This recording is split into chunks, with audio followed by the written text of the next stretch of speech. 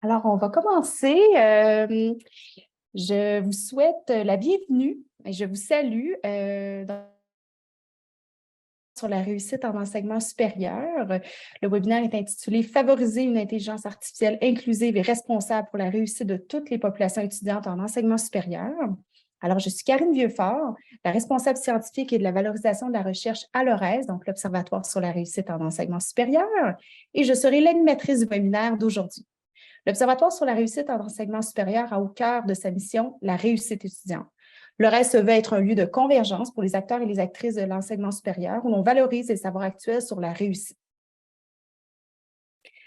L'Observatoire s'intéresse aux questions d'accessibilité, de persévérance et de réussite en enseignement supérieur, soit au collégial et à l'université. Avant de vous présenter un peu plus amplement la thématique du webinaire et nos panélistes, voici quelques informations techniques. Comme nous sommes en mode webinaire, il est normal que votre micro et votre caméra soient désactivés. Nous vous invitons donc à utiliser l'outil questions et réponses qui se trouve au bas de votre fenêtre Zoom pour poser vos questions aux panélistes tout au long du webinaire. Sachez que le webinaire sera enregistré. L'enregistrement sera rendu disponible, tout comme les documents de présentation, sur le site de l'ORES. En temps venu, vous recevrez un courriel pour vous en aviser. Ce webinaire découle du tout premier dossier thématique de l'ORES, lancé en mars dernier et intitulé « Équité, diversité et inclusion au cœur de la réussite étudiante ».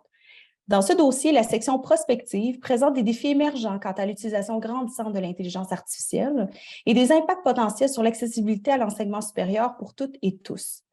Le webinaire qui est offert aujourd'hui vise à éclairer des enjeux et défis liés à l'utilisation de l'IA, l'intelligence artificielle, en enseignement supérieur au regard des principes d'EDI et des impacts que cet usage peut avoir sur la réussite étudiante. Avant de commencer l'activité durant laquelle chacune des présentations se succédera et une période de questions suivra, je vous présente nos deux panélistes. D'abord, Simon Collin est professeur à la Faculté des sciences de l'éducation de l'Université du Québec à Montréal. Il est titulaire de la chaire de recherche du Canada sur l'équité numérique en éducation et chercheur au Centre de recherche interuniversitaire sur la formation et la profession enseignante, le CRIFPE. Il s'intéresse aux enjeux d'équité et de démocratisation que suscitent les technologies en éducation, qu'il aborde au croisement des travaux interdisciplinaires de la technique et des théories critiques. Bonjour et bienvenue, Simon. Andréane Sabourin-Laflamme est professeure de philosophie et d'éthique de l'IA au Cégep André-Laurando. Elle est doctorante à la Faculté de droit de l'Université de Sherbrooke. Son projet de recherche doctorale porte sur le rôle de l'éthique et du droit dans l'encadrement normatif de l'intelligence artificielle. Elle est chercheuse collégiale à l'OBVIA, l'Observatoire international sur les impacts sociétaux de l'IA et du numérique. Elle est également membre cofondatrice de l'IA, le laboratoire d'éthique du numérique et de l'IA, où elle co-dirige des projets de recherche qui portent sur l'enseignement de l'éthique de l'IA et sur la citoyenneté numérique. Elle agit également à titre de formatrice et consultante en éthique de l'IA auprès de différentes organisations. Alors, je laisse la parole dès maintenant à Simon Collin pour sa présentation de 20 à 22 minutes. Alors, merci Simon. Alors, bonjour à tout le monde, merci à toutes et à tous d'être présents aujourd'hui. Merci particulièrement à Karine Vieuxfort pour toute l'organisation de ce webinaire auquel Andréane et moi avons le plaisir de participer aujourd'hui. C'est une reprise en fait, puisqu'il y a eu une tempête de verglas qui s'est mise dans notre chemin la première fois, donc c'est une belle reprise. Pour ma part, donc dans les 20 minutes environ qui me sont attribuées, je vais aborder quelques enjeux éthiques et critiques des systèmes d'intelligence artificielle en enseignement supérieur, ce que je vais appeler par la suite les CAS, par rapport aux CAED, les systèmes d'intelligence artificielle en éducation d'une manière générale. Et puis ensuite, Andréane pourra enchaîner et on a fait en sorte d'avoir des présentations complémentaires. Je souligne aussi la collaboration pour le travail que je vais vous présenter d'Alexandre Lepage, qui est doctorant à l'Université de Montréal, et de Léo Nebel, qui est analyste des données à Evidence Bay, qui est une start-up en intelligence artificielle pour l'éducation en France, mais qui a fait son stage à la chaire l'été dernier. Alors, dans mon intervention, je vais finalement évoquer deux points. D'abord, un aperçu des systèmes d'intelligence artificielle en enseignement supérieur et de montrer là-dedans où en est la réflexion sur les enjeux éthiques et critiques. Ce sera bien sûr un survol. Et puis ensuite, quelques enjeux éthiques et critiques des CAS, ou plutôt une manière, disons, de les aborder.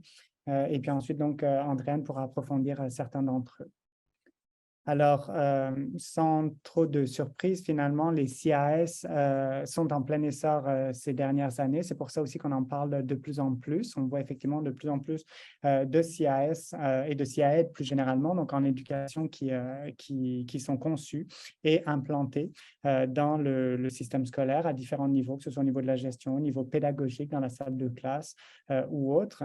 Sur le plan scientifique, on observe la prédominance de recherches appliquées qui vont principalement concerner des recherches-développement ou des études d'impact, l'idée étant de développer et d'évaluer les effets des CAS, notamment en termes d'efficacité. Efficacité, comme je le disais, dans la gestion du système scolaire, efficacité dans les interventions, les pratiques d'intervention des acteurs et des actrices scolaires, efficacité en termes d'apprentissage, par exemple, des élèves. J'ai oublié de partir mon temps.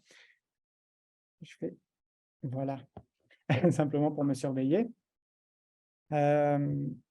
Et c'est le cas également au ministère de l'Éducation du Québec qui a décidé de déployer finalement une enveloppe de 10 millions de dollars pour les prochaines années en intelligence numérique en éducation, dans le but, là encore, de tirer davantage profit des données scolaires disponibles, de rendre plus efficace, plus fluide, plus transparent la gestion du système scolaire et, par exemple, aussi de prévenir les risques de décrochage scolaire avant qu'ils ne se produisent, etc. Donc, on est bien avec au Québec aussi dans la mouvance des CAS et des CAED plus généralement.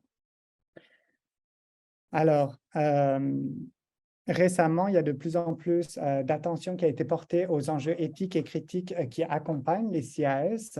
Et pourtant, cette réflexion donc, sur les enjeux éthiques et critiques est quand même plus récente, disons, que le développement des CAS en tant que tel.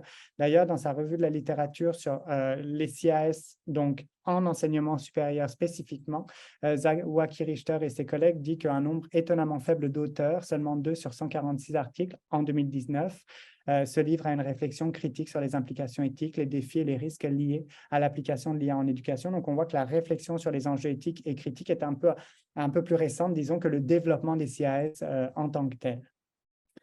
Alors, quand on regarde justement cette réflexion sur les enjeux éthiques et critiques des CAS, on peut voir deux développements qui se dessinent. Dans un premier temps, le développement de cadres éthiques de référence. Alors, on peut penser au consensus de Beijing sur l'intelligence artificielle et l'éducation qui a été développé par l'UNESCO en 2019. Un autre cadre qui a été développé par l'Institute for Ethical IA in Education en 2021. Au niveau de la Commission européenne, en 2022, les lignes directrices éthiques sur l'utilisation de l'intelligence artificielle et des données dans l'enseignement et l'apprentissage à l'intention des éducateurs.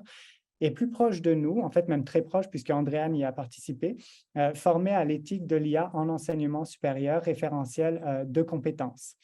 Alors, ces cadres éthiques de référence sont très pertinents dans la mesure où ils nous donnent une direction, ils nous disent finalement où aller, quoi viser en termes d'intégration des CAS, donc en enseignement supérieur. Parallèlement au développement de cadres éthiques de référence, on observe des études théoriques et empiriques qui portent sur les enjeux éthiques et critiques. Alors, je pense que le numéro thématique qui a été fait dans Learning, Media and Technology sur les perspectives critiques et les futures alternatives de l'IA en éducation est un des premiers numéros thématiques justement qui s'est penché sur les enjeux spécifiquement sur les enjeux éthiques et critiques des CAED et non pas sur l'intelligence artificielle d'une manière générale, vraiment sur les enjeux éthiques et critiques. Et ces travaux-là sont complémentaires et en fait interdépendants aux travaux précédents, au cadre de référence, dans la mesure où ils nous donnent l'état de la situation actuelle, autrement dit, où on en est vis-à-vis de ces enjeux éthiques et critiques. Alors, quand je dis que les deux sont complémentaires, c'est dans la mesure où les cadres de référence éthiques vont être un peu notre boussole qui va nous donner le nord et nous dire où cheminer. Et puis, ces études théoriques et empiriques sur les enjeux éthiques et critiques vont nous donner un état de la situation. Ça va être un peu notre carte pour cheminer avec la boussole. Les deux sont interdépendants, je pense, pour pouvoir faire cheminer la réflexion sur les enjeux éthiques et critiques. Alors, cette réflexion sur éthique et critique, elle gagne à être menée conjointement au développement et à l'évaluation des CIAS pour contribuer à les orienter. Et la finalité, c'est vraiment d'assurer des effets aussi positifs que possible des CIAS et d'en maîtriser les risques. Et de ce point de vue-là, la réflexion éthique et critique autour des CIAS est la même, ou en tout cas, elle est très proche de la réflexion éthique et critique sur les systèmes d'intelligence artificielle en général. Et de ce point de vue-là, vous avez sans doute, ou peut-être en tout cas, vu passer la pétition initiée par Future of Life Institute, qui dit justement, qui remarque que les systèmes d'intelligence artificielle puissants devraient être développés seulement lorsqu'on a l'assurance que leurs effets seront positifs et que leurs risques seront maîtrisables. C'est une pétition qui a été lancée, signée par des grandes personnalités, bon, notamment Elon Musk, mais aussi Joshua Bengio, et qui demande une pause de 6 mois sur le développement de systèmes d'intelligence artificielle à grande échelle, de manière à ce qu'on puisse davantage prendre le temps d'une réflexion éthique et critique sur ce qu'il propose et ce que ça signifie au niveau social et politique. Alors, j'en viens maintenant à quelques enjeux des CIAS. Alors, les enjeux que je vais vous présenter là ont été, disons, organisés dans le cadre d'une revue systématique de la littérature scientifique que j'ai menée justement avec Alexandre Lepage et Léo Nebel.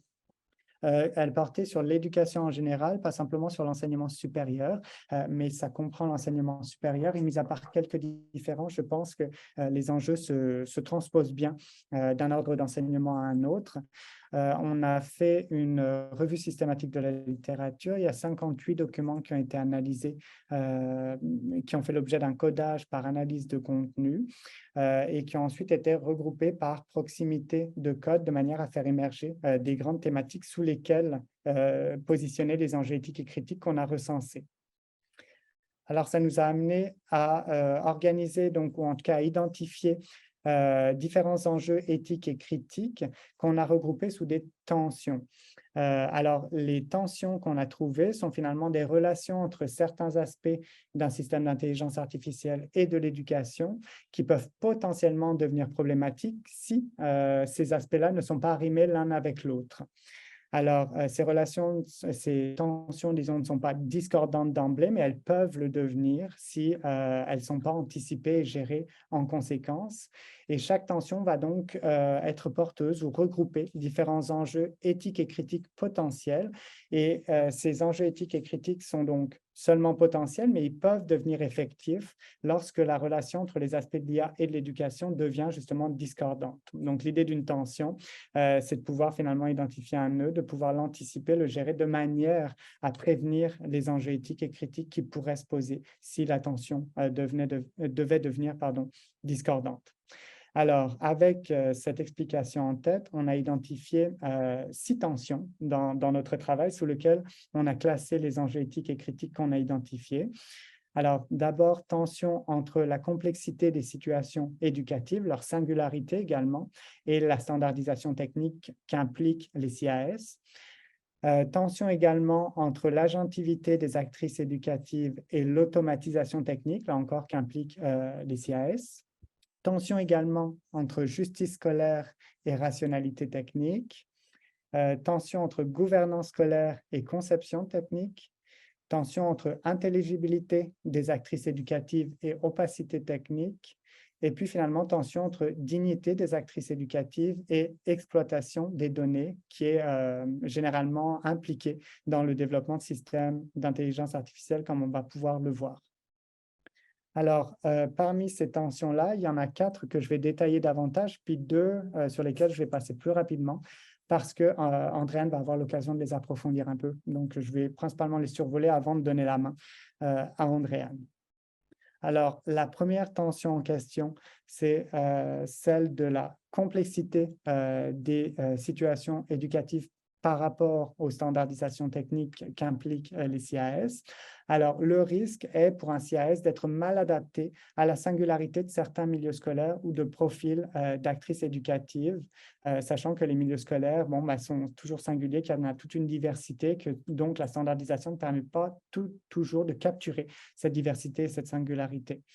Alors, dans la littérature sur la technique en général, on retrouve ça qui est évoqué par Outshorn. C'est le cas lorsqu'une une équipe de conception, disons, a en tête un usager universel, donc par exemple une actrice éducative archétypale. Elle a tendance à homogénéiser à outrance ses représentations des actrices éducatives en la ramenant à une actrice éducative moyenne, et par là même, elle perd de vue la diversité des actrices éducatives réelles. Alors, sous cette tension-là, on retrouve différents enjeux tels que la diminution de la prise en compte du contexte éducatif, la réduction factice de la complexité éducative, soit à cause des indicateurs qui sont retenus et qui justement réduisent la complexité d'une situation, soit par les acteurs éducatifs eux-mêmes lorsqu'ils interprètent les résultats issus des CAS. On retrouve aussi le thème l'enjeu de l'industrialisation de l'éducation, l'idée que les CAS peuvent contribuer à standardiser finalement les milieux éducatifs en proposant des solutions mur à mur, disons. Il y a un manque d'adaptabilité des technologies au contexte. Alors, comme exemple concret et qui s'est passé en 2020, je donne l'exemple d'algorithme A-Level. C'est un algorithme qui a été développé par le département finalement qui est garant de l'évaluation au Royaume-Uni. Alors, l'objectif, c'était de standardiser les résultats scolaires des élèves pour corriger une inflation ou une discontinuité éventuelle suite aux perturbations de la pandémie. Et la conséquence, c'est que l'algorithme A-Level a donné des scores discriminants à l'égard des élèves des milieux scolaires défavorisés en amplifiant les inégalités scolaires existantes, notamment entre écoles privées et publiques.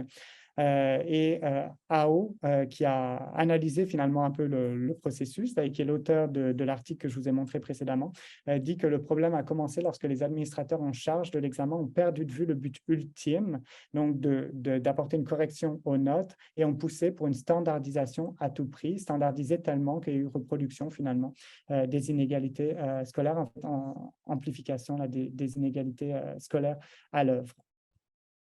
La deuxième tension, c'est celle de l'agentivité des actrices éducatives et de l'automatisation technique. Ici, le risque éventuel, c'est qu'un CAS empiète sur le jugement professionnel et les interventions des actrices éducatives. Alors, depuis la révolution industrielle, c'est sûr que l'automatisation des machines a été croissante, d'abord dans la sphère de la production, puis de la consommation des biens et des services, ce qui veut dire qu'il y a des choix d'usage d'une technologie qui sont de plus en plus conditionnés par les équipes de conception en amont de l'usage. Alors, au niveau pédagogique, par exemple, ça veut dire qu'il y a des choix pédagogiques qui reviennent aux enseignantes qui sont en salle de classe et qui sont de plus en plus effectués en amont et automatisés par un CAS, éventuellement. Alors, dans cette tension-là, on retrouve des enjeux relatifs au cadrage accru du rôle de l'enseignant. Bon, dans des scénarios les plus extrêmes, un remplacement de l'enseignant par l'IA, mais c'est assez peu probable et heureusement. Plus précisément, on retrouve une limitation possible des choix et des actions des actrices éducatives, par exemple une pédagogie et des contenus qui sont imposés par l'IA en fonction des choix donc des équipes de conception. L'absence de mécanisme d'appel lorsque une actrice éducative note un dysfonctionnement ou une aberration, disons, d'un système d'intelligence artificielle, le fait de ne pas pouvoir intervenir ou le mentionner. La présence de chambres d'écho qui réduit les horizons d'attente à l'horizon d'attente déjà constitué par les actrices éducatives. Perception déterministe des prédictions de l'IA lorsque les actrices éducatives les lisent, obtiennent ces résultats-là, et globalement une diminution de l'agentivité humaine. Globalement, disons que quand on prend l'exemple des manuels scolaires, les actrices éducatives ont rarement appliqué un manuel scolaire de la première page jusqu'à la dernière page. Généralement, finalement, elles ont tout loisir de sélectionner dans le manuel scolaire les sections qui leur semblent pertinentes. En revanche, si on automatise les choses, eh bien, on a peut-être moins d'options de pouvoir organiser les choses au moment de l'usage pédagogique. Alors, l'exemple que je peux donner, c'est celui des systèmes de recommandation de contenu, qu'on appelle aussi des tuteurs intelligents. Et la question, c'est de savoir est-ce que les actrices éducatives peuvent intervenir ou non dans la planification du parcours d'apprentissage des apprenants.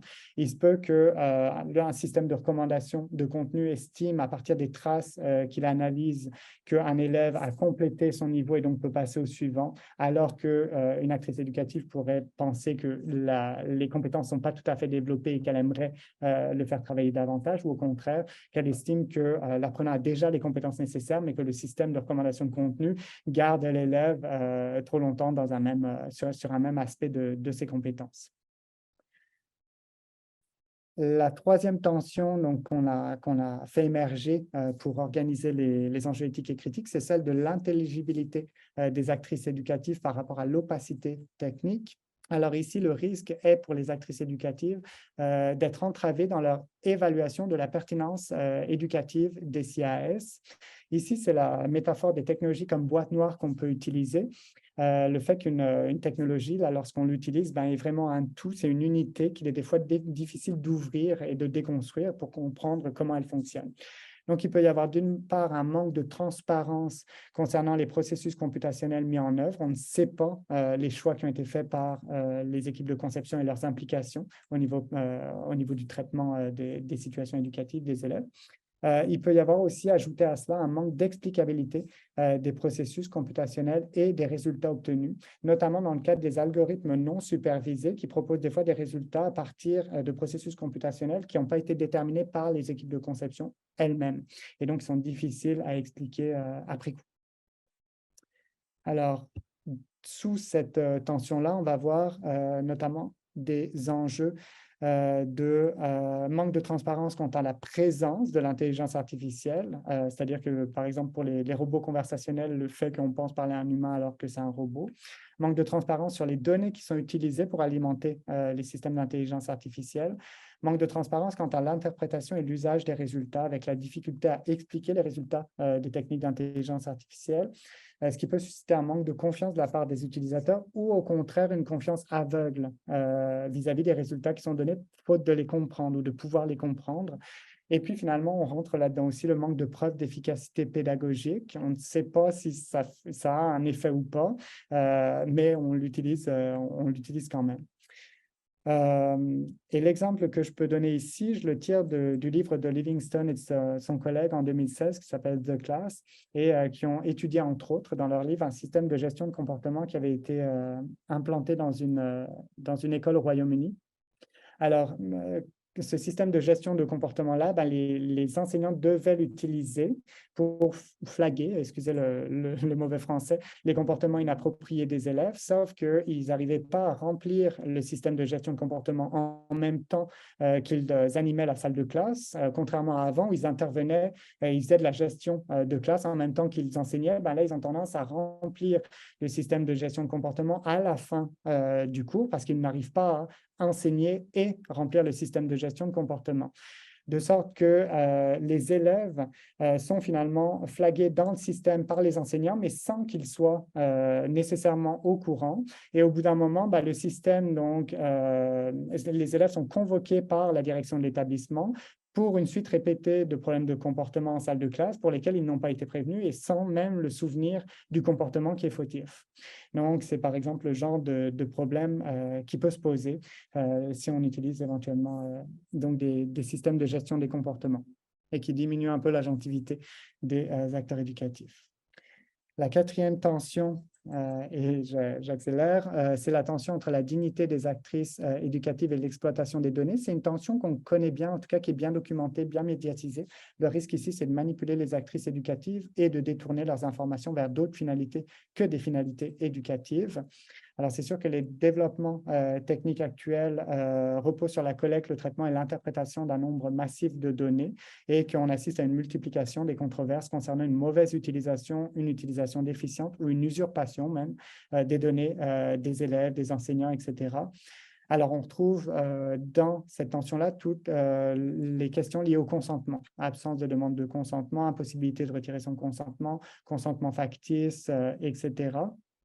On retrouve également le problème des systèmes non robustes ou peu fiables qui peuvent donc avoir des failles et par là même se faire hacker, et puis des conséquences négatives sur l'apprentissage ou le développement, par exemple, génération d'anxiété chez les élèves, modification de leur comportement, etc. Alors, des exemples, il y en a plusieurs. Ici, je cite l'article de Krutka en 2021 qui a utilisé Google tel qu'il est utilisé dans plusieurs États aux États-Unis et qui résume le tout en disant « Nous décrivons comment Google extrait des données personnelles des étudiants, contourne les lois censées les protéger, les cible pour faire du profit, obstrue ses intentions dans ses termes et services, notamment en jouant sur des mots comme données versus information, recommande du contenu dangereux et distord les connaissances des étudiants. » Également, un excellent rapport de Human Rights Watch en 2022 qui s'appelle « Students, Not Products » et qui regarde quels sont les principaux logiciels qui ont été utilisés durant la pandémie par les gouvernements et dans quelle mesure ils collectent des données sur les élèves et qu'est-ce qu'ils en font. C'est très informatif.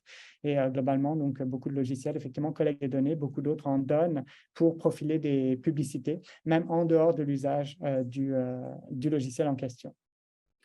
Alors, les deux dernières tensions, je passe plus rapidement. C'est tension entre justice scolaire et rationalité technique. Le risque ici, c'est de naturaliser des situations d'injustice subies par des groupes éducatifs minorisés. Ici, on part du constat que les technologies ne sont pas neutres. Elles matérialisent et véhiculent des valeurs et des normes sociales. Or, lorsque les équipes de conception se focalisent uniquement sur le fonctionnement technique des IA, est-ce que c'est efficace, est-ce que c'est performant, elles sont dans une rationalité technique dans laquelle elles font l'impasse sur les valeurs et les normes sociales qui sont en jeu. Et lorsqu'elles font l'impasse, elles ont tendance à récupérer les valeurs et les normes sociales dominantes qui deviennent leur étalon de référence par défaut, aux dépens de valeurs et de normes sociales qui pourraient éventuellement être plus justes s'il y avait eu une réflexion éthique et critique plutôt qu'une rationalité technique. Je passe donc pas plus parce que Andréane va en parler. Et puis la dernière tension, c'est celle de la gouvernance scolaire et de la conception technique. Le risque ici, c'est qu'il y ait une ingérence d'acteurs de logique ou de produits qui soient incompatibles avec la mission et la gestion de l'éducation, l'éducation étant un bien public et non pas un produit économique. Cette tension-là repose sur une autonomie apparente et erronée des domaines techniques et politiques, comme quoi le technique ne serait pas politique. On imagine souvent le domaine technique qui fait intervenir des acteurs techniques spécialisés, des compagnies d'avantages privés qui a un fonctionnement technocratique, alors que le domaine politique, lui, fait intervenir des acteurs politiques, des institutions publiques et a un fonctionnement démocratique. Cette autonomie apparente-là, elle est erronée dans la mesure où le domaine technique est éminemment politique. Donc, à partir de là, la conception technique relève de la gouvernance politique et donc de la gouvernance scolaire lorsqu'on parle des CAS. Et ça, ce n'est pas une mince affaire. Je passe aussi plus rapidement parce qu'Andréane va en parler un peu. Je mentionne simplement un rapport, un espèce de rapport à plusieurs voix, à plusieurs chapitres de l'UNESCO et du MILA, qui s'appelle « Angle mort de la gouvernance de l'IA » et qui aborde certaines questions dans différentes régions du monde. Voilà ce que j'avais à dire donc, sur quelques enjeux éthiques et critiques. Et je passe donc maintenant la parole à Andréane pour approfondir certains de ces aspects-là. Merci beaucoup, Simon, pour la présentation. C'était très clair et très appliqué aussi avec les exemples que vous avez présentés. Alors, je laisse les 20-22 prochaines minutes à Andréane pour compléter la présentation et la discussion autour du thème du webinaire. Merci beaucoup, Karine. Merci pour l'invitation. Je suis très heureuse d'être là. Merci, Simon, pour cette superbe entrée en matière qui va me permettre de situer un peu mon propos dans cette étude très, très vaste que vous avez accomplie et qui est vraiment essentielle là, dans le cadre actuel. Moi, ce que je propose aujourd'hui, c'est une discussion peut-être un peu plus restreinte, ce qui va porter vraiment spécifiquement sur les enjeux liés à l'égalité en enseignement supérieur et plus précisément à l'EDI en enseignement supérieur. Il va notamment être question des enjeux liés aux biais algorithmiques, qui sont des enjeux qui se reproduisent dans plusieurs sphères d'activité qui ne sont pas celles de l'éducation, mais qu'on peut également retrouver dans ce domaine-là. Alors, j'ai cru bon aujourd'hui de commencer la présentation, puisque c'est vraiment quelque chose qui mobilise beaucoup l'attention dans les médias, par vous parler un peu d'IA générative. C'est-à-dire cette IA dont on entend parler, les ChatGPT étant le, le, le modèle le plus connu. On sait que, que ça fait très longtemps que l'IA est de plus en plus intégrée dans nos différentes... Andréane, excuse-moi, je te coupe, là, je suis très Oui, mal à l'aise. non, ça Est-ce va. que il y avait un PowerPoint, je ne sais pas, on ne voit pas l'écran, le partage Ah, écran? vous voyez pas mon écran? OK, Non? merci beaucoup. Je vais l'afficher. Je suis en train de faire défiler les diapos sans que vous les voyiez. Oui, Alors, c'est ça. merci beaucoup de me l'avoir dit. Pas de Alors souci, voilà, est-ce que désolée. vous voyez bien maintenant? Non? Ah oui, on voit bien. Excuse-moi, je me suis affolée trop vite. Oui, Non, parfait, non, mais tout est merci beau. beaucoup de m'avoir interrompu. Non, ce que je disais, c'est que je pense que c'est bon de s'arrêter quelques instants pour parler du moment auquel on assiste actuellement, qui est, je pense, un moment charnière dans l'histoire de l'IA, puisque ben, on sait que dans différentes sphères d'activité, l'intégration est croissante. Évidemment, la manière dont on consomme l'information, le divertissement en transport aussi, on parle souvent des voitures autonomes, bien entendu. En santé, on voit des avancées sans précédent en radiologie, en imagerie médicale pour le diagnostic de certaines maladies, même dans les domaines auxquels on ne penserait pas spontanément, comme l'agriculture. Elle peut optimiser les processus, même en pharmacologie. On pense qu'elle va pouvoir nous aider à produire de nouveaux médicaments. Puis, on assiste depuis le début des années 2000 vraiment à une période historique qu'on appelle communément, peut-être que vous avez déjà entendu cette expression-là, le nouvel été de l'IA. Et aujourd'hui, je pense, en 2022 et en 2023, on assiste à une nouvelle étape charnière, je pense qu'on peut le dire, dans l'histoire de l'IA avec l'émergence de nouveaux modèles génératifs. Donc, j'ai cru bon d'en parler un peu avant d'entrer dans le vif du sujet, puisqu'on entend énormément parler de ça dans les médias et qu'il y aura assurément, il y en a déjà des discussions dans les milieux académiques en lien avec ces nouvelles formes d'IA générative. Donc, l'IA générative, c'est pas quelque chose qui était qui est complètement nouveau depuis l'apparition de ChatGPT. Ça fait un certain temps que les IA génératives existent. Mais c'est vraiment avec le lancement de ChatGPT disponible, accessible gratuitement, que le grand public on a tous et toutes pris conscience du fait que ces types de modèles-là sont très, très puissants quand on les utilise, par exemple, l'IA générative en traitement du langage naturel. Et pour le dire très rapidement, la particularité de ce type d'IA-là, parce que l'IA générative, c'est une branche de l'IA en général, c'est qu'elle permet de créer un nouveau contenu, des données, en fait, nouvelles, originales, non pas simplement d'analyser, de classer des données qui existent déjà comme d'autres types d'IA, mais là, ici, on peut vraiment créer du nouveau contenu inédit, différent à partir des données d'entraînement. Donc, vraiment, la particularité de ces systèmes-là, c'est que c'est leur faculté créatrice, finalement. Et vous le savez probablement, par exemple, ChatGPT a été entraîné sur une vaste quantité de données textuelles, en fait, qui a été entraîné pratiquement sur tout ce qui se trouve sur Internet, mais des livres, des articles de journaux, des pages web, des revues scientifiques aussi. Parfois, on appelle ces systèmes-là des systèmes multimodaux. Donc, ChatGPT peut répondre à des questions sur pratiquement tous les sujets, générer du texte cohérent, structuré, traduire, il peut même coder.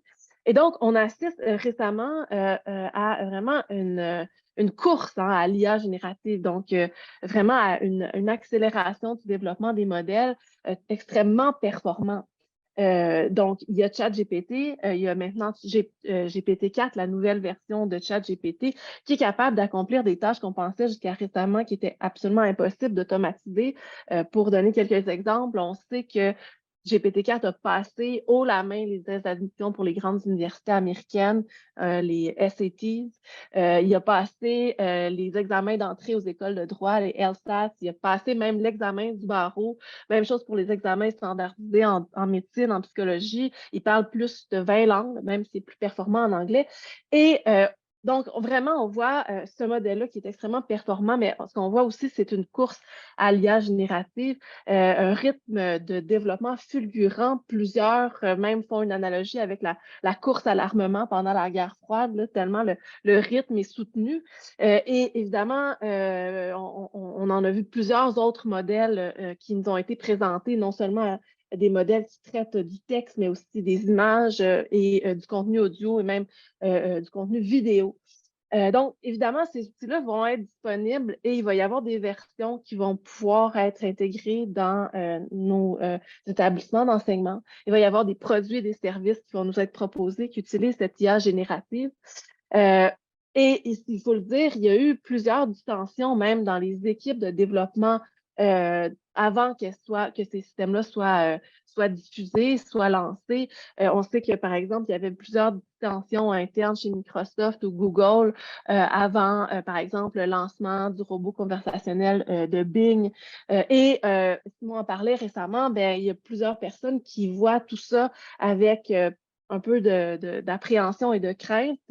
Et ben, en fait, on parlait de la lettre ouverte là, du Future of Life Institute qui nous enjoint à faire une pause dans le développement de ces modèles-là plus puissants que ChatGPT dans sa version 4, en invoquant ni plus ni moins qu'un risque là, pour l'humanité. Bon, on peut penser plusieurs choses, là, on pourra peut-être en reparler dans la période des questions de cette lettre-là. Est-ce que réellement il y a lieu de s'inquiéter pour la sécurité de l'humanité, puis de penser que peut-être on pourra perdre le contrôle sur ces systèmes, ou est-ce qu'on adhère plutôt à des gens qui sont très critiques de cette lettre-là, qui pensent que c'est une distraction qui finalement nous distrait des enjeux pressants qui sont liés à l'IA actuellement, par exemple, et c'est ce dont il va être question plus précisément aujourd'hui, les biais algorithmiques.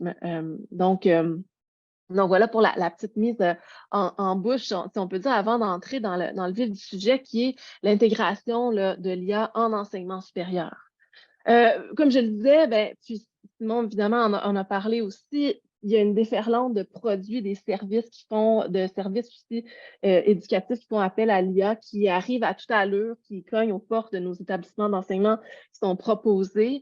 Et puis, même si on en a plus parlé maintenant avec ChatGPT, sachons que cette intégration-là est déjà présente. Évidemment, on peut pas se comparer à des pays comme la Chine, par exemple. Certains systèmes sont déjà en place dès les écoles primaires où on utilise parfois des robots dans les salles de classe, des puces électroniques intégrées aux uniformes des enfants pour recueillir par exemple, des données de reconnaissance faciale pour monitorer l'engagement, l'interaction, etc.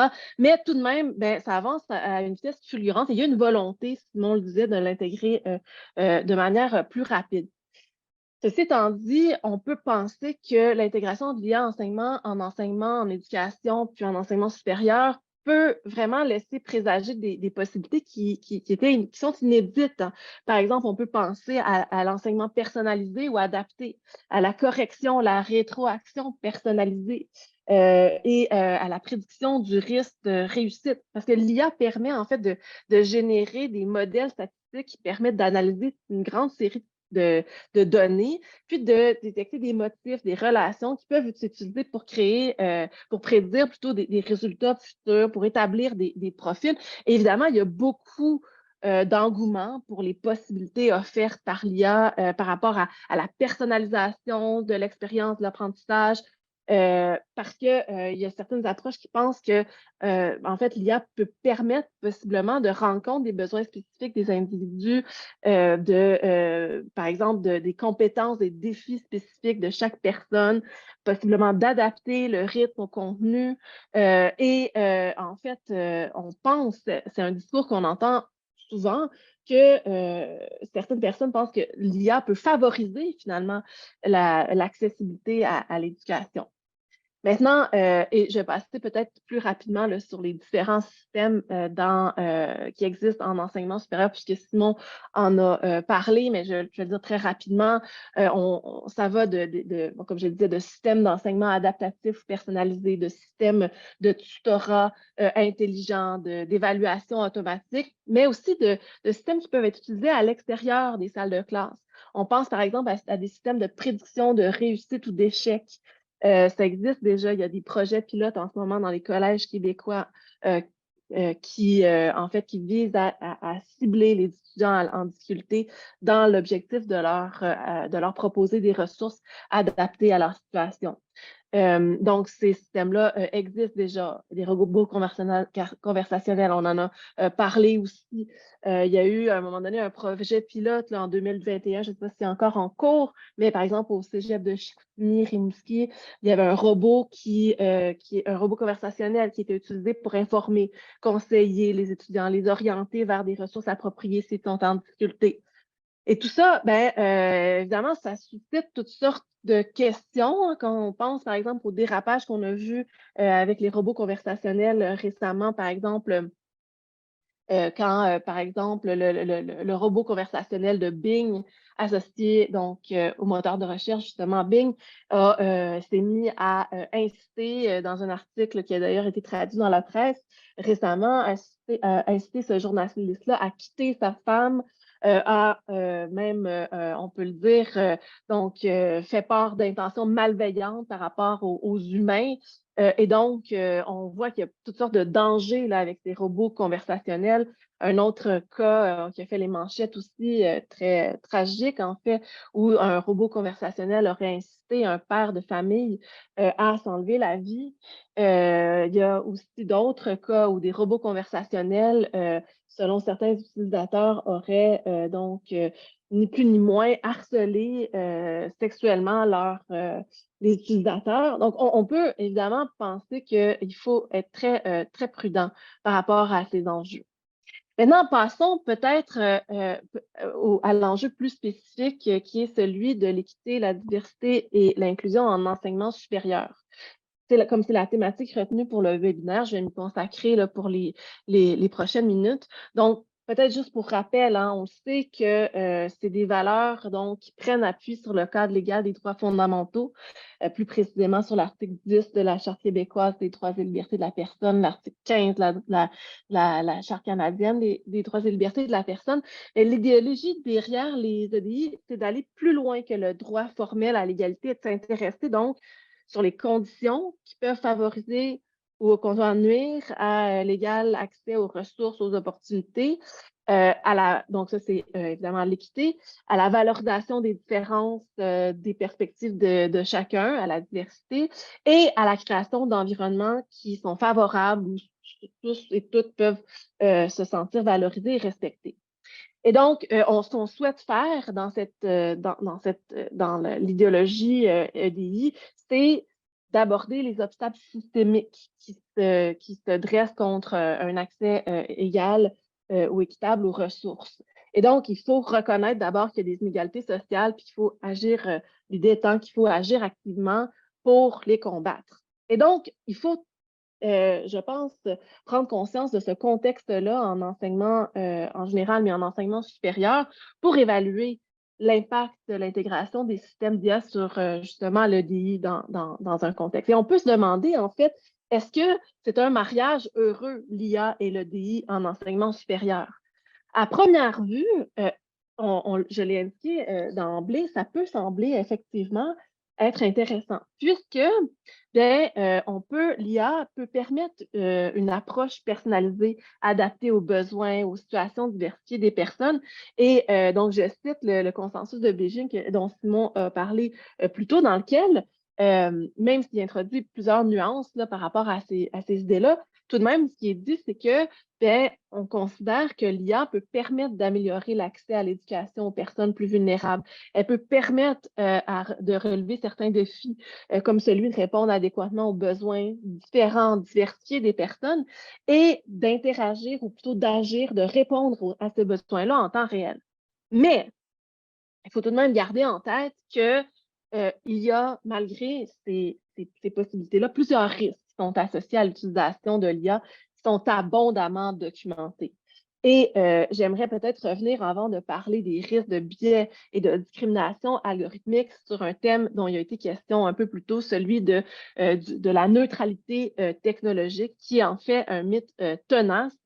L'idée que la technologie est neutre, qu'elle ne porte pas de valeur en soi, que l'impact sur la société dépend de la manière dont elle est utilisée. Donc, il faut se rappeler que ce mythe-là, il faut donc travailler à le déconstruire, puisque, en fait, d'abord, on sait que les technologies en général, et l'IA évidemment ne fait pas d'une exception, est créée par les humains et reflète inévitablement des biais, des valeurs, puis aussi les intérêts de ces créateurs, hein. Et souvent, par contre, c'est sans que les personnes qui sont chargées de la conception en soient conscientes. Donc, en fait, il faut aussi le dire qu'on voit, c'est tout à fait en lien avec la thématique d'aujourd'hui, que dans les équipes même de conception des systèmes, il y a un très, très grand manque de diversité. Donc, aujourd'hui, il y a moins d'un cinquième des femmes qui représentent la main-d'œuvre en IA. Alors, il y a vraiment une sous-représentation et cette sous-représentation-là se traduit dans les outils, même si ce n'est pas volontaire, hein. Les équipes de conception, on le sait, sont principalement composées de personnes qui appartiennent à un même groupe socio-économique, ethnique ou de genre. Puis, bien évidemment, sont susceptibles de développer spontanément des algorithmes qui reflètent leur point de vue, leurs préférences. C'est ce dont Simon parlait, l'idée d'un usager universel, hein. Donc, on pense en fait que les usagers nous ressemblent. Et donc, évidemment, ça peut aussi entraver le manque de compréhension de certains groupes en particulier qui, en fait, qui ne seraient pas pris en compte dans la conception de systèmes d'intelligence artificielle. Donc, il faudrait que pour favoriser des SIA plus inclusifs, il faudrait que l'industrie technologique adopte elle-même des mesures pour favoriser la diversité dans ses propres rangs. Et donc, il y a plusieurs préjugés inconscients qui se retrouvent dans les dispositifs technologiques. Je vais en donner un très, très rapidement, vu que le temps file, mais c'est un exemple qui est tiré d'un livre qui s'appelle More Than a Glitch, tout récemment sorti sur justement les biais algorithmiques. Elle parle justement des biais dans la technologie. On pense qu'elles sont neutres, mais en fait, non. Elle parle d'un dispositif technologique qui est tout simple, hein, un distributeur de savon automatique qui va, parce qu'il avait été conçu et testé par des personnes avec la peau blanche, ben, on n'avait pas réalisé que en fait, ce système-là ne fonctionnait pas avec les personnes qui avaient une peau plus foncée. Et donc, ce qu'on voit, c'est que la technologie peut avoir des effets biaisés et même peut-être discriminatoires. Donc, je vais rester sur le thème de la discrimination puis des biais algorithmiques. On entend souvent parler de cette problématique-là. Donc, c'est l'idée ici que les systèmes d'IA peuvent en fait comporter donc des biais, des préjugés, des stéréotypes. Et ces préjugés-là, ces biais peuvent venir en fait de plusieurs sources. Ça peut être dans les données d'entraînement. Donc, vous voyez ici, vous avez un exemple que j'ai généré moi-même il y a 4 jours, qui vient de DALL-E. Donc, j'ai demandé à DALL-E de générer un PDG qui a beaucoup de succès. Et il m'a généré donc les images que vous avez devant vous, donc des hommes blancs. Et donc, on voit que même si OpenAI travaille très fort, hein, d'ailleurs, sont très conscients que cette problématique-là existe, bien, ils n'ont pas réussi là, à faire en sorte que ben, leurs données d'entraînement sont biaisées, donc les résultats qu'on a sont biaisés. Les biais peuvent aussi venir de la conception. Je vais vous donner un exemple qui est celui qu'on entend, on a entendu souvent parler. Amazon, en 2018, avait donc utilisé un système d'intelligence artificielle pour sélectionner les meilleurs candidats possibles, mais ce système-là avait été entraîné sur des données de recrutement qui venaient des 10 dernières années. Et donc, évidemment, comme la majorité des candidats étaient des hommes dans cette période-là, ben, l'algorithme a appris à associer les profils masculins à des candidatures plus performantes et donc a systématiquement rejeté les candidatures féminines. Donc, on voit que c'est un autre risque ici. Et il y a un autre risque qui provient de l'utilisation. Et là, je pense aussi que l'exemple dont parlait Simon tout à l'heure, qui est celui donc de l'utilisation d'un algorithme au Royaume-Uni pour prédire des résultats à des évaluations, mais qui a donné lieu à systématiquement, ça a défavorisé des élèves des écoles moins performantes et ça a favorisé des élèves systématiquement qui sont issus d'écoles donc plus performantes. Le problème, c'est que cette discrimination, ces biais-là peuvent mener à de la discrimination. Et la discrimination, sur la base de 14 motifs en particulier, elle est illégale au Canada et au Québec. Par contre, et c'est là où ça devient plus compliqué, on peut assister à ce qu'on appelle la discrimination directe. Ça, c'est lorsque vraiment on refuse, par exemple, à une personne d'exercer ses droits en raison d'une caractéristique qui est protégée par la loi. Là, quand c'est fait de manière ouverte, volontaire, avouée. Ça, évidemment, c'est illégal. Mais là où ça devient plus complexe, c'est aussi illégal lorsque c'est indirect. Donc, l'idée étant ici que ce n'est pas un traitement différent qu'on donne à quelqu'un en fonction d'un des motifs interdits par la loi, mais là où il y aurait un impact différent. Donc ici, c'est de la discrimination qui n'est pas volontaire nécessairement. Et ça, on en voit, et évidemment, c'est illégal, on en voit, et on va reparler dans quelques instants, des risques dans ce qu'on appelle la discrimination algorithmique. Donc, même s'il n'y a pas de volonté de discriminer, on peut avoir un effet discriminatoire qui est interdit par la loi lorsqu'il est basé sur un des motifs interdits donc, par les chartes. Et pour en venir donc à la discrimination de ce que je parlais, de ce dont je parlais il y a quelques instants, algorithmique, c'est lorsque justement ce sont les systèmes qui eux-mêmes intègrent la discrimination.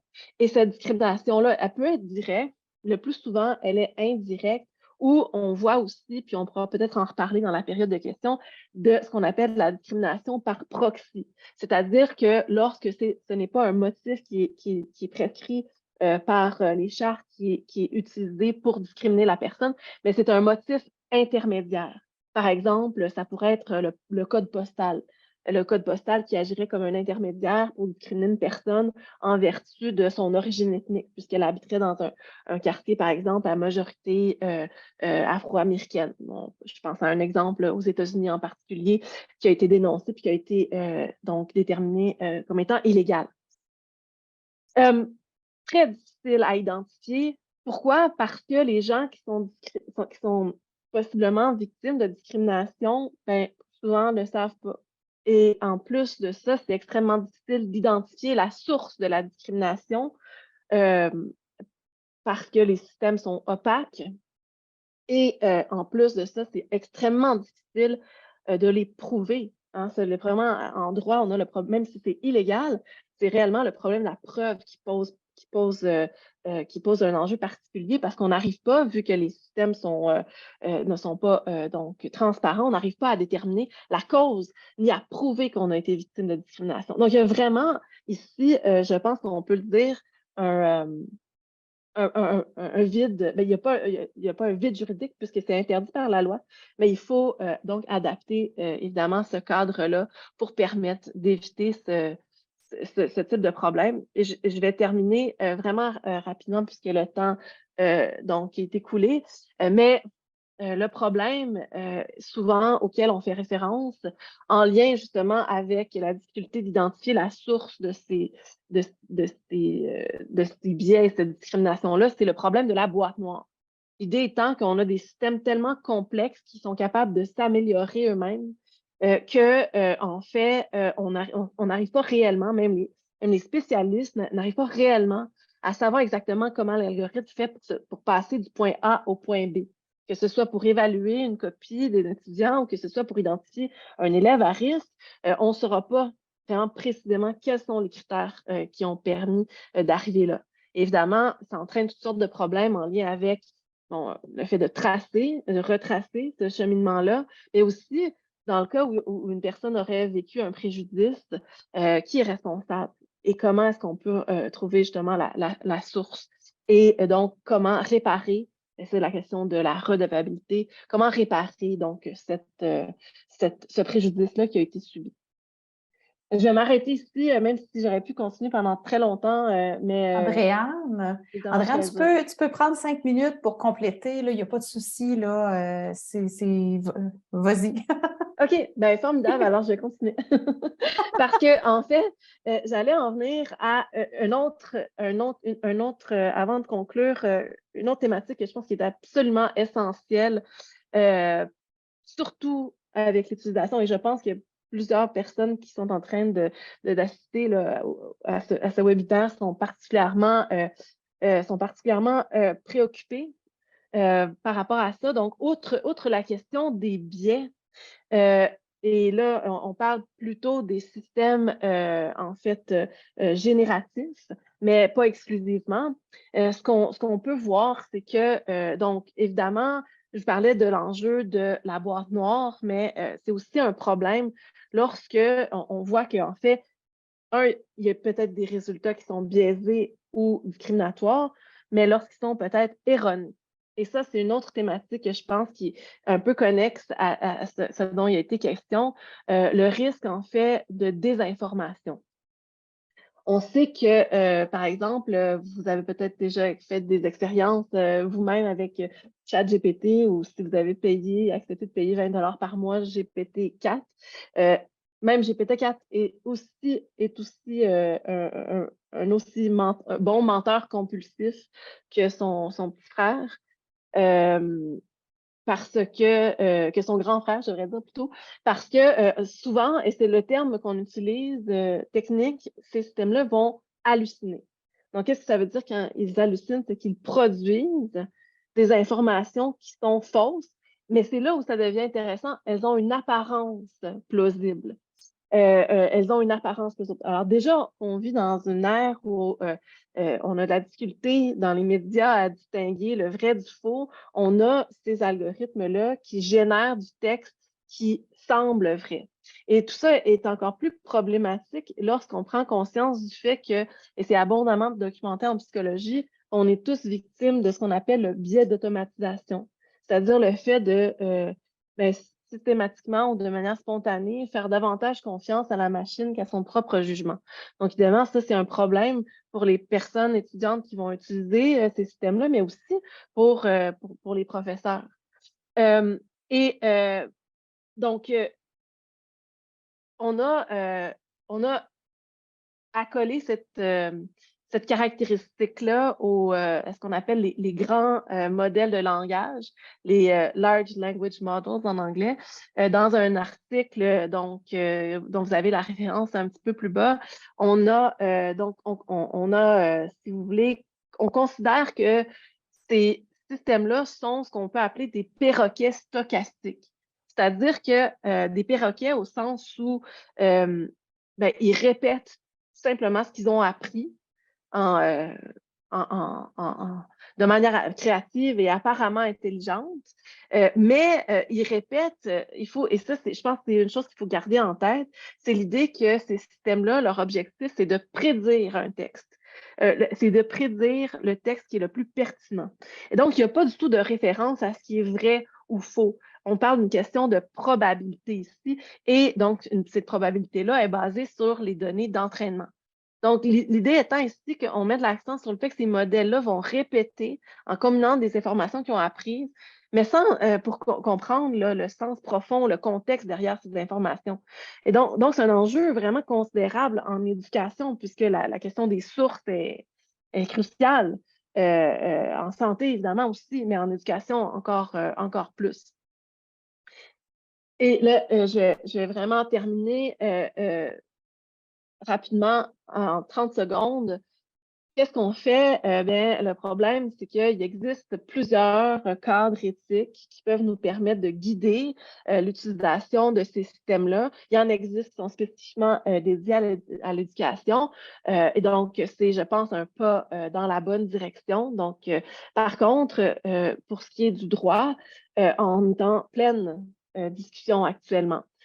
Partout dans le monde, en Europe, ils sont une longueur d'avance sur nous, on pourra peut-être en rediscuter plus tard, mais au Canada, on n'est pas en reste puisque, d'ailleurs, il y a eu donc le commissaire à la vie privée du Canada a décidé de mener une enquête sur ChatGPT récemment. Il y a un projet de loi qui est à l'étude au fédéral, mais on est en discussion et ce qu'il faut savoir, c'est qu'il n'existe pas actuellement de cadre légal ni de cadre éthique pour l'utilisation de l'IA en enseignement supérieur. Et donc, je pense que c'est quelque chose sur quoi il faut qu'on en prenne conscience. Et donc, je vais juste terminer rapidement en disant que on veut intégrer l'IA en enseignement supérieur et dans différents autres domaines d'activité. Et il faut prendre conscience du fait que les étudiants, ni les professeurs, ni les administrations sont nécessairement prêts à faire face à cette vague de produits et services en IA qui arrive à toute allure et qui nous offre toutes sortes de promesses. Et donc, il y a une éducation très importante à faire en ce qui a trait à ce qu'on peut appeler la compétence numérique, qui, à notre avis, est vraiment, pour le dire très, très rapidement, ça devrait être une compétence, selon nous, qui est intégrée dans les différents ordres d'enseignement, mais surtout, mais aussi en enseignement supérieur. Et si ça vous intéresse d'en apprendre un peu plus, on a créé récemment, merci Simone d'y avoir fait référence, plutôt un référentiel de compétences justement pour identifier quelles composantes devraient comporter une formation à l'éthique de l'IA en enseignement supérieur. Et je termine vraiment maintenant. Merci beaucoup.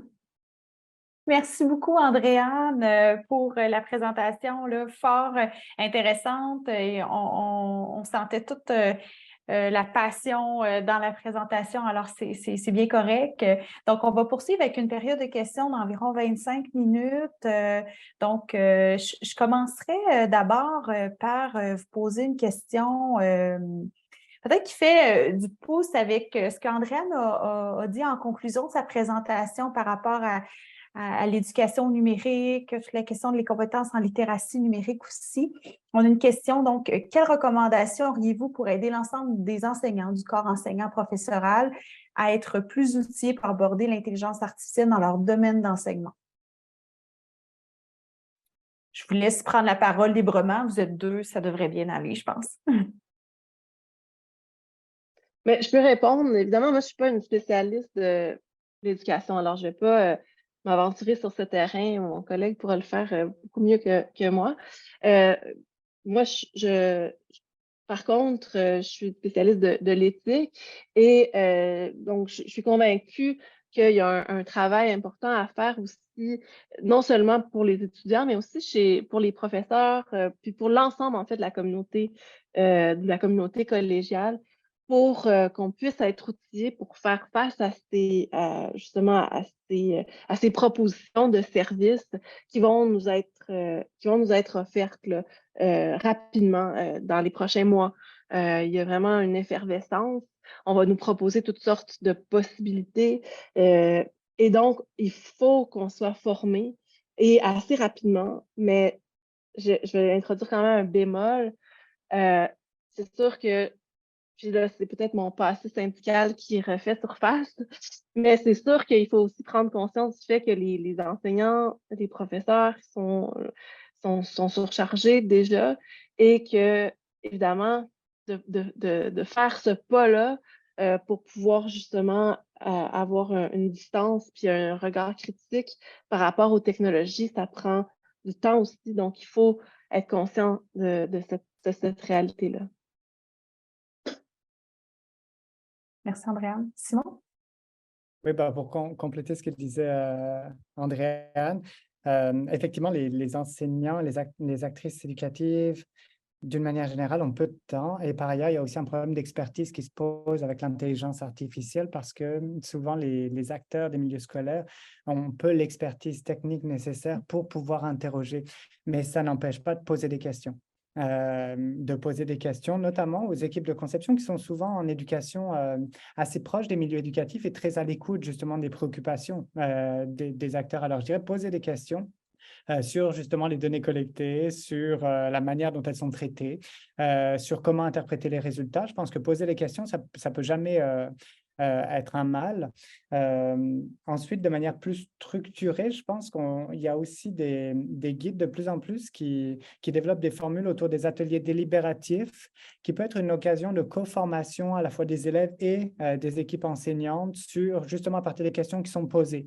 Et à partir de ces questions-là et des réponses obtenues, quelles sont les implications scolaires, pédagogiques, sociales d'un système d'intelligence artificielle? Quelles sont les données collectées? Est-ce que justement le code postal est collecté? Est-ce que le nombre d'enseignants est collecté? Et comment il est traité? Ça permet de se poser des questions d'ordre éthique et critique et puis de voir finalement, en plus de ce que permet au niveau, par exemple, pédagogique ou scolaire, le système, est-ce qu'il a des risques éthiques et critiques qui devraient être anticipés. Mais c'est sûr que la question est aussi de taille dans la mesure où ces mesures-là sont toujours intéressantes, mais un peu palliatives, si on veut. Si on voulait vraiment être proactif, c'est au niveau de la gouvernance scolaire là qu'il faut pouvoir agir. Et là, le problème est entier, comme le disait bien Andréane, on est vraiment au b.a.-ba, hein, je pense, au balbutiement de savoir comment légiférer sur les systèmes d'intelligence artificielle, comment savoir les gouverner. Alors, il y a beaucoup de choses qui restent à faire, mais on peut déjà à notre échelle, enseignants, actrices éducatives, quand même faire des choses. Mais la première chose, ce serait vraiment de poser des questions. Je pense ne pas hésiter. Merci. Andréane, est-ce que vous vouliez ajouter ou je vais avec une deuxième question? Parfait. En fait, je me permets de faire du pouce sur la question de la gouvernance. On a une autre question qui est la suivante. Comment les universités peuvent-elles contribuer, les universités et les collèges, là, bien évidemment, peuvent-elles contribuer à la mise en place d'une gouvernance responsable de l'IA? Bien sûr, allez-y comme vous, vous le pensez, là. On ne vous demande pas une réponse révolutionnaire, mais est-ce qu'on peut, on peut contribuer à une mise en place d'une gouvernance responsable de l'IA dans les établissements d'enseignement supérieur? Comment on peut s'y prendre? Oui, bien, je peux Oui. tenter une première réponse. Je pense que tous les milieux de pratique et en l'occurrence le milieu de l'éducation devront à terme se doter d'outils d'évaluation pour analyser, devront, je le souhaite, mais devraient se doter d'outils d'évaluation pour pouvoir analyser les bénéfices possibles puis les risques associés au système qu'ils veulent déployer. Je pense que au niveau de la gouvernance scolaire, c'est une étape vraiment importante pour pouvoir être en mesure de faire la part des choses, de distinguer les outils qui peuvent être pertinents de ceux qui peuvent avoir des risques. Mais maintenant, je parlais tout à l'heure des cadres éthiques qui existent. Ces cadres-là, je l'ai dit rapidement, donc il y en a eu donc une multiplication, je dirais peut-être même effrénée là, dans les dernières années. On en dénombre presque plus de 180 à ce moment-ci. Mais évidemment, c'est un premier pas dans la bonne direction. On assiste quand même à une forme de consensus autour de certains principes. Maintenant, la question, je pense que c'est là où on en est dans le débat de manière générale en éthique de l'IA, la question, c'est celle du passage de ces principes-là aux pratiques. Et il y a heureusement des gens qui travaillent très fort pour pouvoir essayer justement d'opérer ce passage-là. Et ce qu'on se rend compte, en fait, c'est que pour faire ce passage-là, il faut le faire de manière contextuelle. Donc, ces principes-là qui sont définis de manière très générale et très abstraite dans les chartes, déclarations, guides, lignes directrices, doivent être adaptés en contexte. Et je pense que chaque milieu, et le milieu d'enseignement supérieur, on ne fait pas exception, devrait travailler à la traduction de ces principes-là dans ces pratiques en intégrant une discussion qui implique toutes les parties prenantes. Donc, on parle ici des administrations, des professeurs, des enseignants et enseignantes, des personnes étudiantes. Je pense que cette discussion-là devrait avoir lieu. Il y a déjà des modèles qui existent. Donc, ce serait la voie à privilégier, je pense, pour l'avenir. Merci, Andréane. Ouais, Simon? je peux qu'être d'accord avec Andréane là-dessus. Puis parmi les principes, il me semble qu'il y en a un en éducation qui mériterait d'être mis de l'avant et d'être vraiment surveillé, disons, avec soin tout au long du processus de conception des CIAS. C'est celui du primat éducatif.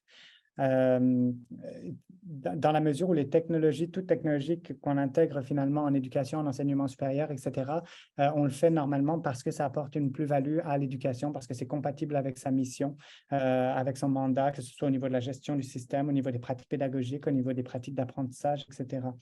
Je pense qu'il y a vraiment le primat éducatif sur lequel veiller, de manière à ce que ce soit lui, effectivement, de tous les principes qui sont possibles, ce soit lui qui prime, justement. Parce que dans le processus de conception des CIAS, c'est sûr qu'il y a plein d'acteurs qui interviennent et qui ne sont pas que éducatifs et qui n'ont pas que, d'une part, une expertise éducative, d'autre part, des intérêts éducatifs non plus, et en toute logique. Et pourtant, si on conçoit des systèmes d'intelligence artificielle pour l'éducation, pour l'enseignement supérieur, c'est parce qu'il doit y avoir le primat de l'éducation là-dedans. Donc, je dirais que ce serait de pouvoir évaluer vraiment le primat éducatif sur tous les autres intérêts qui sont entrés en jeu dans la conception des CIAS. Et pour s'en assurer, le mieux, c'est vraiment de s'assurer, d'une part, de partir des besoins des acteurs éducatifs, d'autre part, de les impliquer dans le processus de conception, parce que c'est eux, en l'occurrence, qui connaissent leurs besoins, qui peuvent traduire le mieux techniquement le primat éducatif dont il est question. Alors, il y a des modèles maintenant, et je dirais que les entreprises, d'une manière générale, qui produisent des CIAS sont de plus en plus sensibles justement à vraiment la collaboration, la participation des acteurs éducatifs, et je pense que ça devrait être, il y aurait une manière là vraiment de raffiner, de pousser encore plus loin le processus de conception pour qu'il démarre à partir des besoins des milieux et qu'il retourne en termes de primat éducatif dans les milieux. Je pense qu'on n'est pas tant dans la gouvernance que dans un processus de conception qui peut permettre vraiment d'orienter les CIAS vers du positif pour l'éducation. Merci, Simon. Andréane, ça va? Ça va, je pense que Ça complète bien. Oui, merci. Parfait, excellent. Tout à l'heure, on parlait de comment un peu mieux outiller le corps enseignant dans les établissements d'enseignement supérieur par rapport à l'utilisation une utilisation responsable de l'intelligence artificielle. Une question un peu en lien avec ça. Comment s'assurer que les dimensions éthiques sont prises en compte dans le déploiement actuel de l'IA en enseignement supérieur, autant peut-être de manière générale dans l'établissement, mais autant dans notre pratique avec l'usage, l'utilisation qu'on peut faire de différents outils. Comment on peut s'assurer qu'il y a des dimensions éthiques qui sont considérées dans les outils utilisés? Oui, effectivement, il faut une forme, je pense, d'éducation à ces enjeux-là. D'abord, en prendre conscience dans notre document référentiel de compétences, justement, qui s'appelle Former à l'éthique de l'IA en enseignement supérieur. Ce document-là est destiné, et c'était notre mandat dans le projet de recherche dans lequel on l'a fait, est destiné en priorité là, aux étudiants et aux étudiantes, mais on a réalisé assez rapidement en cours de route que ce modèle-là pouvait être adapté aussi pour enseigner, pour même concevoir une formation à l'éthique de l'IA qui soit destinée à plusieurs publics différents. Donc, je pense que justement, ces formations-là pourraient possiblement être dispensées donc dans les milieux académiques, mais ultimement, je pense qu'il faudrait que cette compétence en éthique de l'IA soit intégrée aux différents programmes d'enseignement. Ce qu'on a constaté d'ailleurs dans nos recherches, c'est que, en fait, d'ailleurs, notre document est interordre. Il vise à la fois donc le collégial et l'universitaire. Ce qu'on a constaté, c'est que c'est tout à fait possible que des personnes étudiantes fassent un parcours collégial et universitaire sans jamais réellement avoir entendu parler des enjeux liés à l'éthique du numérique, mais de l'IA de manière générale. Et il y a quand même, et je pense que c'est peut-être un bon moment de le rappeler, donc un cadre de référence de la compétence numérique est un document ministériel dans lequel le ministère donc, indique que la compétence en éthique est une compétence, on pourrait l'appeler centrale ou même transversale à la compétence numérique.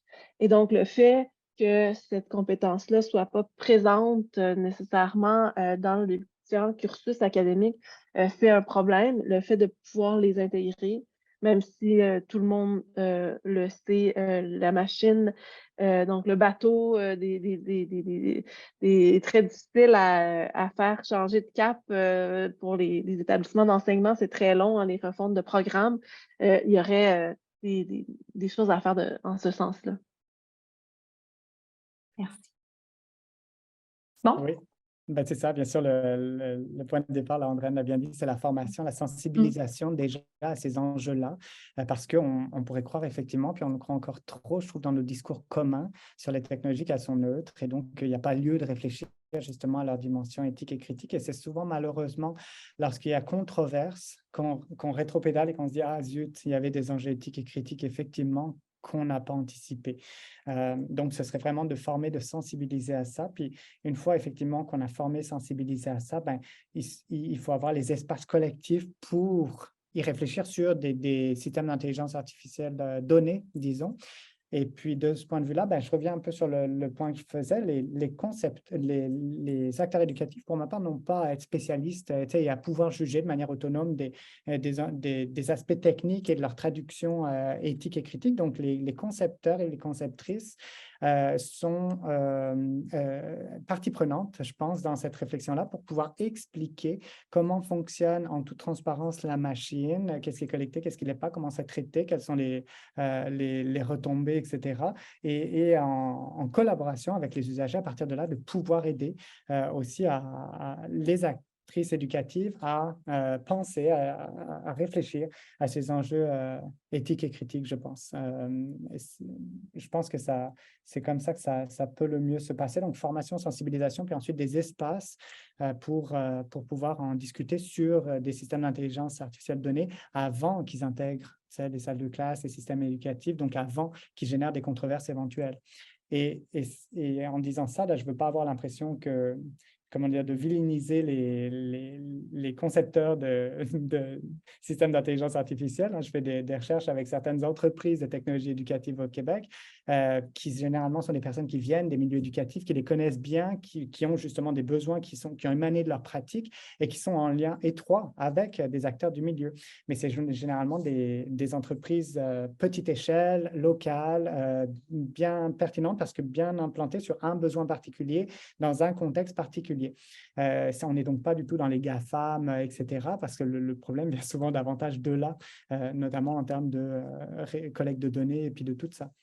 Donc, il y a vraiment des possibilités d'avoir des collaborations avec les équipes de conception là, qui sont tout à fait riches, dépendamment de qui c'est. Merci Simon, Andréane, pour la réponse. C'est vraiment riche. Ça donne assurément des clés pour les personnes qui participent à l'activité pour la suite de leur pratique. Je vais sur une question sur ChatGPT. Hein, on ne peut pas y contourner ChatGPT ces temps-ci. Sur ChatGPT en enseignement supérieur, est-ce qu'on sait de façon certaine, on pourrait dire peut-être plus appuyé par des études scientifiques, des préjudices causés par cette intelligence artificielle générative? Est-ce qu'il y a une première étape vers un encadrement réglementaire actuellement? Oui, finalement, c'est une très bonne question. Tout ça est très récent. Hein. On se rappellera que la version de ChatGPT qui est publique a été rendue diffusée là, en novembre, sauf erreur, à la fin de 2022, si je ne me trompe pas, c'est en novembre. Donc, tout ça est très récent. Il y a des travaux, évidemment, qui sont en cours. Je sais que la Commission d'éthique en sciences et technologies a donc produit un document en lien avec les enjeux éthiques. Il y a des travaux à faire en ce sens-là, c'est absolument certain. Mais encore une fois, comme tout ça est très nouveau, on est au tout début encore de cette discussion, mais c'est certain que nous, par exemple, au collège, et en parlant avec des collègues d'ailleurs, on a dû, même sans avoir accès à des études d'impact ou en tout cas des outils, on a dû changer nos pratiques puisque tout simplement par rapport à donc, la possibilité de plagier, on a dû en fait rapatrier nos évaluations en classe comme c'est le cas sûrement pour plusieurs personnes. Donc, il y a des outils là, qui existent actuellement, mais ils sont assez limités. Donc, je sais que la Commission d'éthique en sciences et technologies travaille là-dessus. Mais je pense qu'il y a des projets de recherche qui devraient être développés en ce sens-là. Oui. Merci. Simon? Oui, pour ma part, c'est ça. Je ne pourrais pas me prononcer là sur les aspects légaux, disons, de ChatGPT. J'imagine que ça s'en vient, mais que la réflexion se pose effectivement de manière stressante. Ensuite, il y a deux risques, il me semble, hein, qui sont particulièrement accrus avec cet outil-là, en fait, qui sont amplifiés. C'est souvent pas tant des nouveaux risques que des risques qui sont amplifiés, mais amplifiés à grande échelle avec les systèmes d'intelligence artificielle. Donc, ils existaient déjà, mais tout d'un coup, là, ils prennent une teneur beaucoup plus importante. D'une part, la performance de l'outil versus la compétence des usagers à bien les comprendre et à les utiliser. Les systèmes d'intelligence artificielle, je trouve, sont vraiment de plus en plus performants maintenant.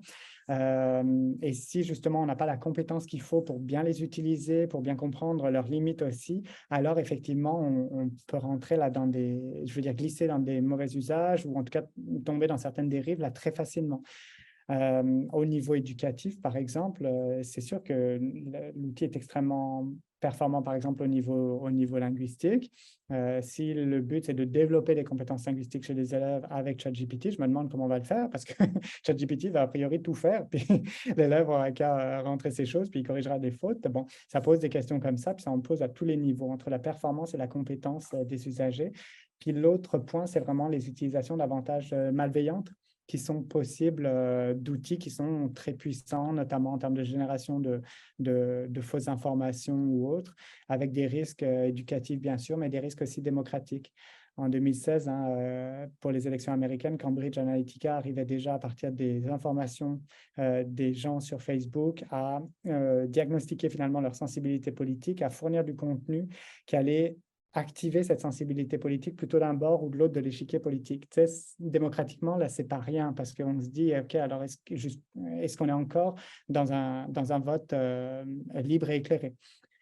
Et je pense que là-dessus, il y a des risques effectivement qui sont énormes au niveau démocratique et là encore, qu'on fait juste apercevoir pour le moment, mais qui pourraient vraiment faire manipuler des sensibilités à des échelles massives là. Et par là même jouer sur la polarisation, etc., qui est déjà, à mon sens, un peu en cours. Peut-être que je rebondirais sur peut-être les cadres légaux, puisque en fait, on est au tout début encore, je le disais, de tout ça. Mais comme je le disais un peu plus tôt, en Europe, on a donc ce projet de règlement sur l'IA qui, en fait, tous les yeux sont rivés sur eux, puisque c'est vraiment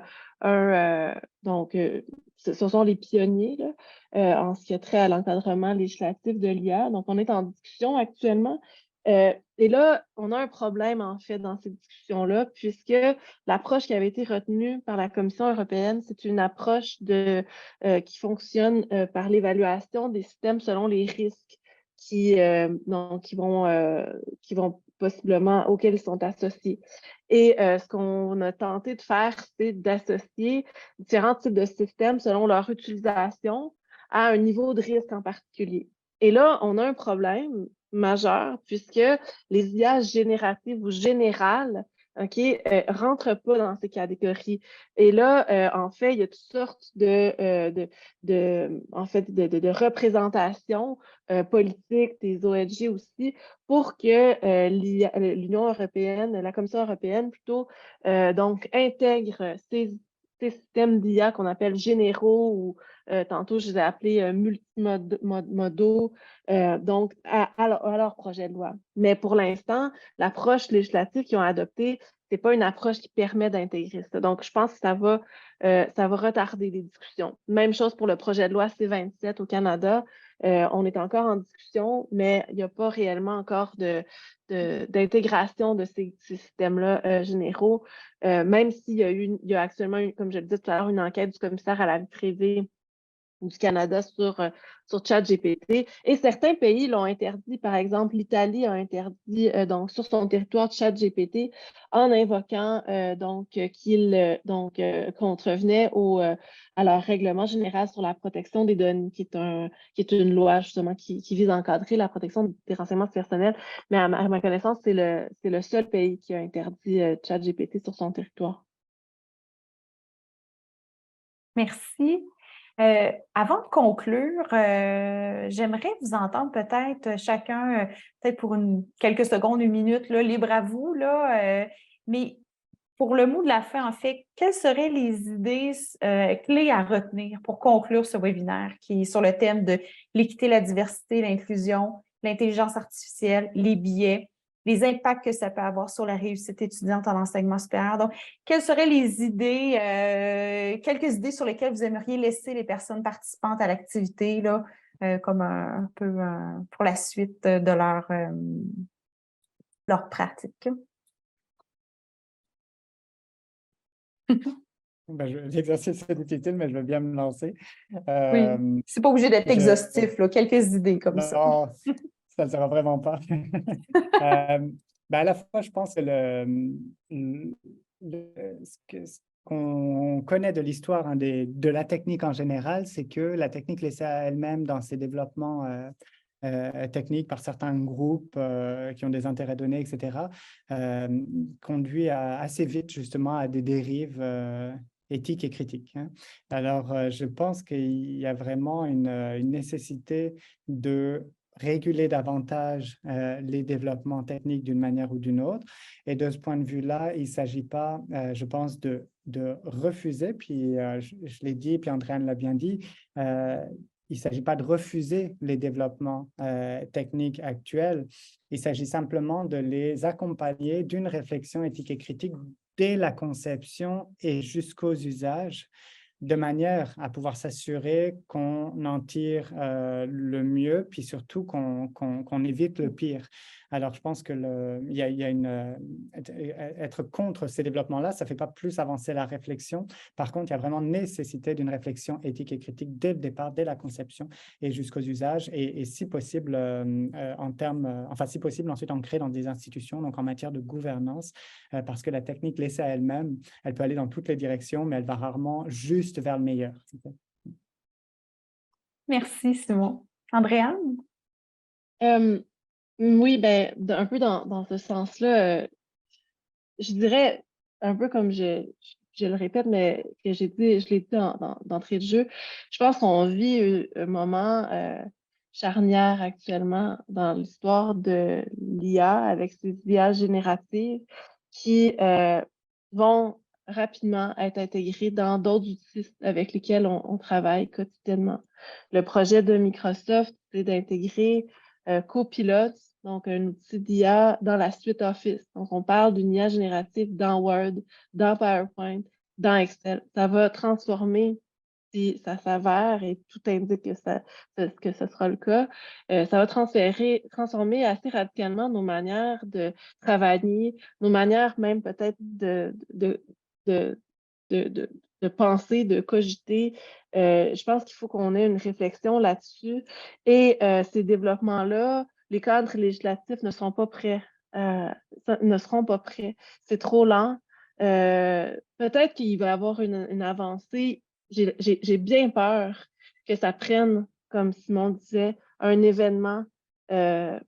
J'espère que ce ne sera pas le cas, mais peut-être un événement qui va nous faire prendre conscience des risques, des enjeux. Mais j'ai l'impression que ce ne sera pas assez rapide.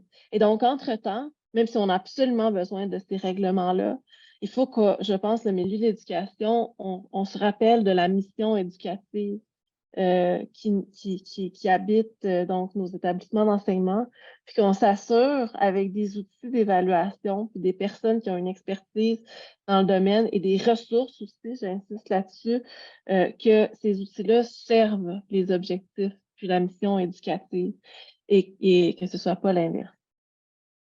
Merci, Andréane. Merci, Simon, Andréane, pour ces quelques mots de la fin. Je me permets une petite minute rapidement pour conclure.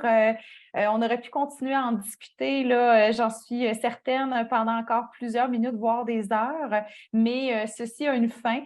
Donc, au nom de l'Observatoire sur la réussite en enseignement supérieur, je remercie sincèrement les panélistes Simon Collin et Andréane Sabourin-Laflamme pour leur présentation et réponses très riches aux questions. Je remercie aussi toutes les personnes participantes qui ont assisté à l'événement. Vous recevrez sous peu un questionnaire d'appréciation du webinaire et nous apprécions que vous allez prendre, en fait, mon temps de verbe était mal choisi, nous apprécierons que vous prendrez quelques minutes pour le remplir, désolée. Donc, je vous mentionne de nouveau que le webinaire a été enregistré et que l'enregistrement sera rendu disponible, tout comme les documents de présentation sur le site de l'Observatoire. En temps venu, vous recevrez un courriel pour vous en aviser. Donc, vous pourrez réécouter le webinaire, regarder les documents de présentation de Simon et Andréane.